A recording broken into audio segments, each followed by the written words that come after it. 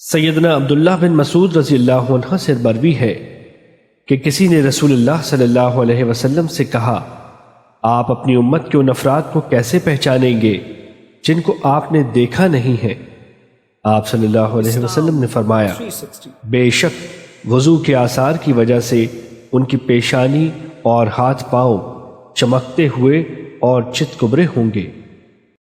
ابو حازم کہتے ہیں، میں سیدنا ابو ہریرہ رضی اللہ عنہ کے پیچھے کھڑا تھا جبکہ وہ وضو کر رہے تھے اور انہوں نے وضو کا پانی بغل تک پہنچا دیا۔ میں نے کہا، اے ابو ہریرہ، یہ کیسا وضو ہے؟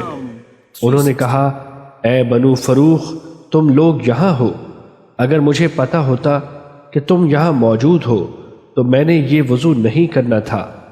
میں نے اپنے خلیل صلی اللہ علیہ وسلم کو یہ فرماتے ہوئے سنا تھا، زیور اور زینت مومن کی اس جگہ تک پہنچے گی جہاں تک وضو پہنچتا ہے۔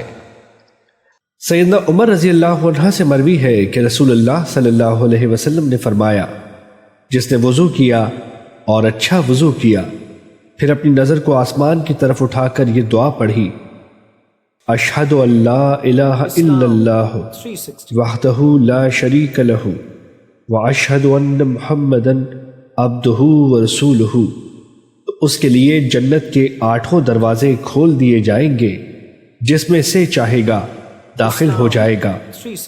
حدیث نمبر 711، مسند احمد۔